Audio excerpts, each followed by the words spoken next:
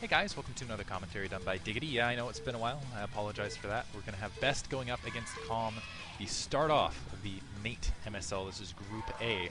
Very first match of all this action. I'm extremely excited just because the MSL and the OSL really looking good right now. Bottom left-hand corner, we have Calm as the green zerg. Up right-hand corner, we have Best as the blue protoss. Yeah, I apologize for the leave of absence for a bit. We had the holiday, which kept me away for the last portion. Otherwise, there was kind of a break in StarCraft because of the WCG. I hope you guys enjoyed Artosis's and whatever, their commentary. You, of course, I think they have the website up with the t-shirts, Handsome Nerd, thehandsomernerd.com, I believe it is, where they're selling StarCraft-related paraphernalia, specifically types that you wear. And otherwise, I had computer problems where I had essentially just been doing too much commentary, I guess. I wore my graphics cards out. I had two graphics cards that were SLI'd up. Really, they weren't fantastic graphic cards. I just kind of wanted to mess around with SLI at the time. So anyway, it was dual SLI 8600 GTs. And I remember hearing popping sounds, and usually that's the sound of a capacitor blowing up. I've recognized it from other computer ails. I went hunting for it on my motherboard, which is usually where it happens, and it wasn't there. And this time I heard the third pop, and my computer wasn't booting into Windows.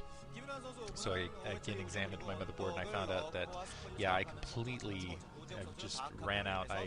My poor little graphics cards, they had 4 capacitors lined on them between the 2 graphics cards, and 3 of them were out, so they were running on their last legs, barely able to send video onto the monitor. Anyway, enough about that and all the computer rails. This, by the way, live cast this game. This is a 2-player map, if you're wondering about that scouting pattern. I'm not sure what to think of this map. It's almost like inverse Katrina of some sort. Honestly, I don't think we're going to see anything more than more Calm domination, more Zerg domination at large. When I saw this map, I've seen a little bit of this map being play-tested, match point. It's pseudo-interesting, but yeah, it just feels like 2-player Katrina, essentially. You've got some minerals to work with. It really feels like, I don't know, I don't think there's going to be any difference between the Zerg Protoss play that's been going on as is. I think Zerg are still going to be dominating. It's interesting that there was a big fight over Best. Best got just tossed around left and right during the group stage. People really wanted a piece of him, and maybe that's because he's one of the few guys that's been relatively unscathed in the recent Zerg kind of poundage, but I don't know, he still hasn't been playing up to snuff. Maybe they wanted to have the honor of eliminating him. Maybe they know that eventually Best, because he's just done so well in the past, as soon as the shifts around, he'll be a great player, so they want kind of the honor of beating him now. But yeah, he got shifted from stage to stage to stage. Interestingly enough, Jaedong actually went with kind of weaker selection, but I guess we'll see that in later games. Looks like we are going to see a early third hatchery kind of in the dark in the upper left-hand corner for Calm. So Calm going to have to play a little bit of map control, but again, with the latest style of Zerg play, it's all about map control early. One thing I think we might see a comeback of is the Bisu build on this map, simply because you've got a lot of territory to work with it, and it takes a while for that Overlord to get up there. Despite that upper left-hand corner, wherever the third base is. There is an interior third base to the 6 o'clock, but it's a little bit harder to reinforce. You have a lot, basically there's fewer ramps in the way at the 6 o'clock expansion, and also you can get troops pinned in there, I think, a little bit easier. I'm not sure what to say about that otherwise. I don't know, feels like a little less advantageous of a map spawn. Ultimately, though, I think Calm is just generally hoping that this doesn't get spotted. He's just going to try to play it, oh yeah, I'm playing 2-hatch, and just kind of hiding this in general. It looks like cybernetics core going up along that secondary. We'll see how it ends up working out for him. He did manage to kill that first probe scout. Let's see how Best decides to react out here into the mid-game.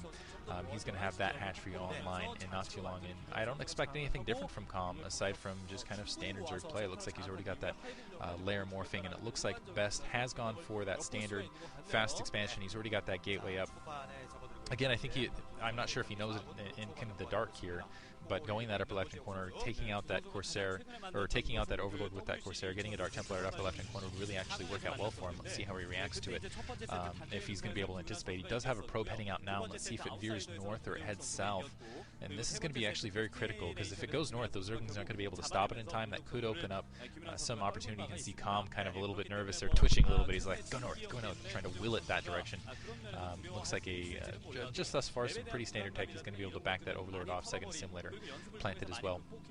So pretty standard tech build here from Best, and we'll see what Best is up to. It's still, I don't feel like any Protoss has broken the code. We've seen Violet just throwing Dark Archons here left and right, which has been kind of interesting. It's been kind of an interesting shift on the versus Zerg game. There might be some viability in that. The problem is when you're going Dark Archons early, you don't have a Dark Templar out. When you don't have a Dark Templar out, you're kind of letting Zerg take free expansions out in the field. Looks like that Probe Scout does manage just to kind of peek up, get a good look at the probe saturation or the drone saturation. Doesn't get much else accomplished. But yeah, Best right now still might be thinking, hey, I'm going up again. Well, he saw the drone saturation, so he's got to have some sort of heads up. Looks like he's got that second cannon down, but Calm already in a nice position. He's got 3 gas secured. He's already in a position where he can take that 9 o'clock very easily with the map control he'll be able to establish. Yeah, we'll see how this positioning works out for him. With that 4th hatchery, he'll be able to produce a lot of troops out there. Corsair is actually heading straight to home base. I think Best just wants to get an examination here. He's like, what's going on? It looks like he was able to get some hits out on that Overlord that was near the front, but not quite able to take it out. Looks like he's going to leave it, and we are going to see the 5-hatch Hydralisk play early from Best, or from Calm, and I think that's kind of necessary again, because that upper left-hand hatch position, he needs to have that large map control early. And I think that's going to work out for him, because if Best gets locked in, that's kind of a narrow corridor, and if you pile a ton of Hydralisks in there, as long as you're kind of up on your storm dodging, there's not a lot of Protoss can do otherwise, and there's a lot of, you kind of have that lower ramp to work with, but otherwise there's a large open area where you can kind of maneuver the Hydralisks in right there.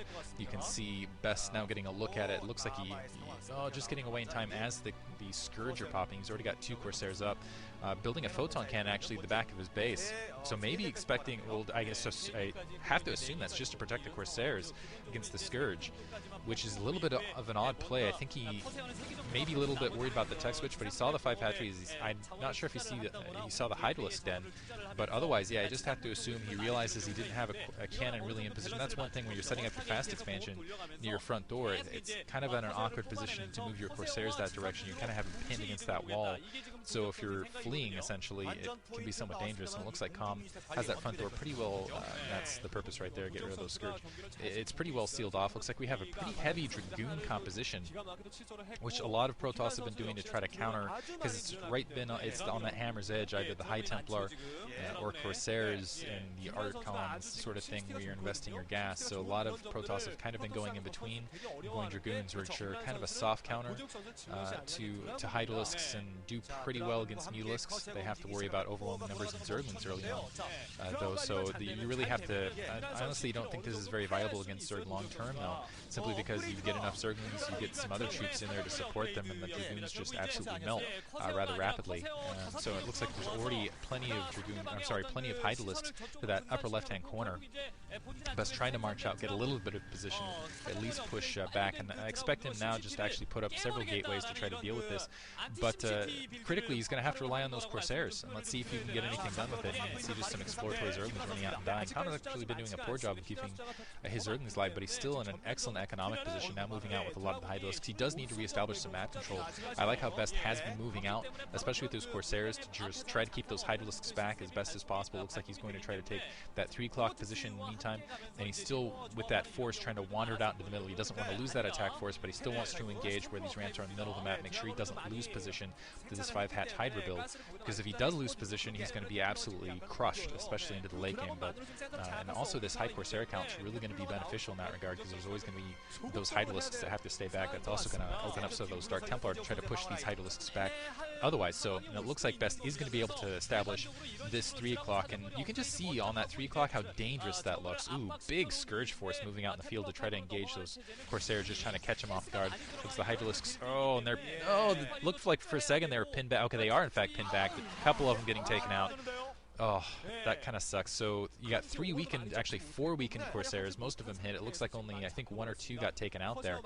But still, Corsairs going to have to be babied a bit, at least until they get their shields back up. And it still feels like this is a kind of a precarious position for Best. And I do really like the 5-hatch Hydra build on this map, because again, that 3 o'clock, you've got a high ramp, just kind of pressing into it. There's still that kind of you can kind of sneak a couple troops in between and get kind of a pincer attack going if you just do decide to take that ramp near that. I think there's, I'm trying to remember the composition of the map, but I'm pretty sure that there's a ramp in between the third and the secondary.